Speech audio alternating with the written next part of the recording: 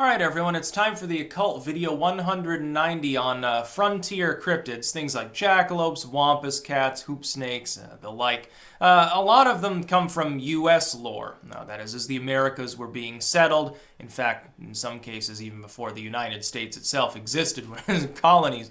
As the frontier was slowly pushed back against the woods and the great rivers and lakes and prairies and stuff, all sorts of weird tales developed. Now, in part, when you get frontier tales, we still get them today.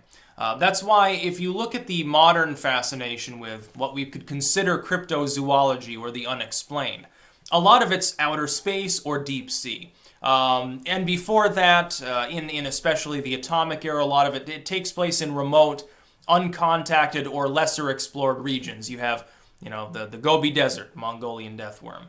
You have the idea of the Amazon jungle, strange creatures there. Certainly the Congolese basin where that one particular dinosaur or serpent supposedly lives. I can't pronounce the name.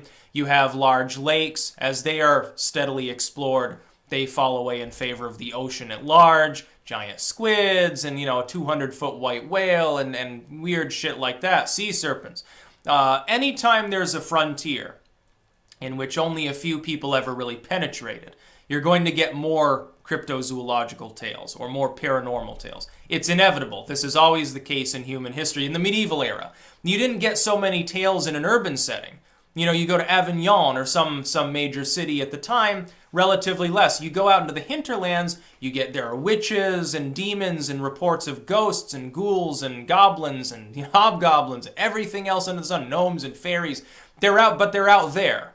You have to explore to find them. You have to be adventurous. What do adventurous people appear to have liked to do throughout most of human history? Tell tales. For most of human history, it was a form of entertainment. It still is now. Now, of course, some of it's online as creepypasta, as opposed to in person. Urban legends now can be exported from one locality to another.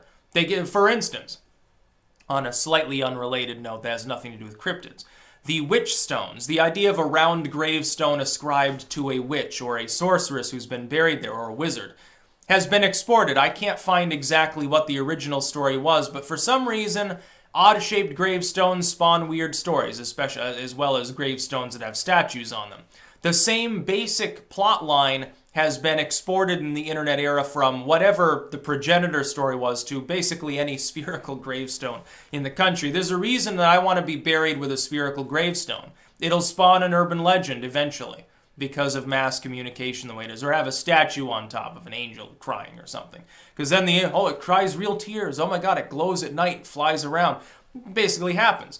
With regards to frontier cryptids, you have several different reasons why they'd be spawned. Number one is as a spook story. If I'm trapping out in the hinterlands and I realize there's no hoop snakes or anything, maybe I tell that to other people to scare them away. I don't want them coming out there and trapping, because then it's competition. It's just a commercial effort, in other words. Number two, legitimate fears, like people who are drunk or malnourished, or they're hallucinating, they ate the wrong berry or something. They see weird shit out there and then they tell the tale. Number three, entertainment, the campfire story. And so what you get is like the jackalope. It's like a little rabbit or groundhog-looking creature with antlers. It does not exist. This was a deliberately created urban legend. As in, we can source it. It was deliberately created as a spook story. It's basically Weekly World News era stuff. It's very interesting, very funny, but it does not exist. And there's no wampus cat, but then you get cautionary tales.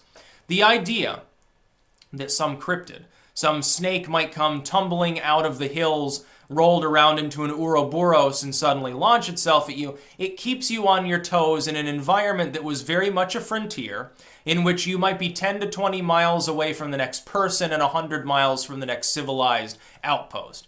Or if it was even civilized, the outpost might have been more dangerous than the rest of the frontier in some cases at some points in history. It was cautionary. It was basically, hey kids, don't go wandering off into the woodline. There's literally nothing out there except for scary monsters. Stay here at home. We're already on the edge of the frontier. You don't want to go past there. The only people who ever come back from it are dudes that wander out there with muskets and hunting knives and fucking plate armor on. That's basically the only way you can survive out there. It's a cautionary tale. However, I would say, when you get a frontier pushed back, as the forest falls, as the prairie has roads built through it and so forth, Not all cryptids are inevitably defeated. Sometimes we find out some of them are actually true. The mentality of like the lake monster stuff with, oh, well, it's a great unknown space, and so people imagine all of this stuff out there. Some of them turn out to be real. The coelacanth. The idea of the coelacanth in the deep ocean around Australia actually existing was considered a fairy tale. It was an urban legend. It's basically, you're telling a spook story, you were drunk, you're trying to keep people from swimming around the water for fear that a giant, prehistoric-looking fish will grab them and drag them 400 feet down. We know that it exists. It's not a spook story, it's real. As that area was explored, we found a few cryptids actually did exist. The kangaroo was initially considered a cryptid. When the first reports came back to England from its colony, hey, there's a weird animal here that hops around like a rabbit on two legs, though, with a pouch, and it looks kind of like a deer with a big, long, dinosaur-looking tail. And by the way, it's really ornery. It likes to kick and punch people and chase them around. They thought it was nuts. They thought, we don't know what drugs you're on or what you're trying to accomplish, but we don't believe it. Then they killed one, stuffed it, and sent it back to England, and people shut up pretty quickly. There were all sorts of tales like this. The platypus. The platypus was initially considered to be a spook story. What are you talking about? A beaver with the face of a duck. Yeah, we're going to call shit on that one. Then, of course, they actually realized that they were real. Anything. Any creature that is abnormal in the way it looks, or it looks like a fusion of multiple other extant animals, or it's abnormally large or small, or it's a version of an extant animal that's just different, they would be classed as cryptids as the frontier existed. As it was pushed back, some of them were discounted as myth, some of them fall into a gray area, like Bigfoot, for instance.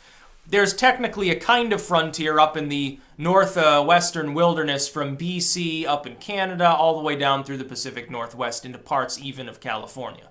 It is sparsely populated, it is quite rural, dense overgrowth, not a lot of human settlements in a lot of those areas.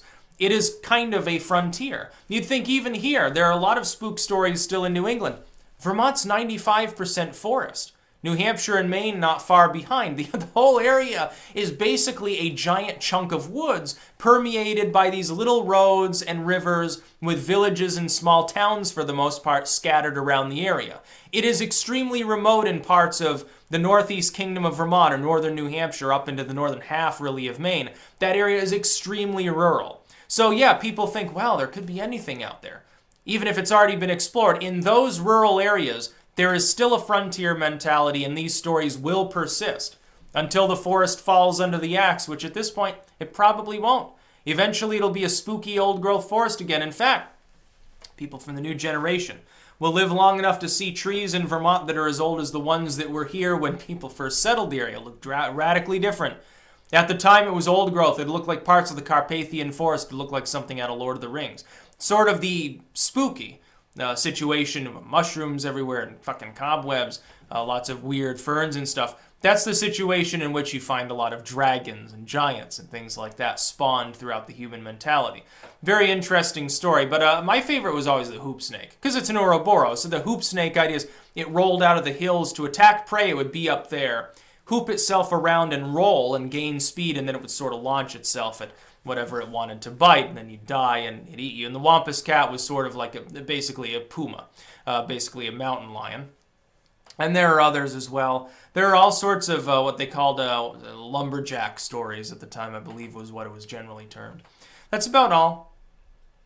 Peace out.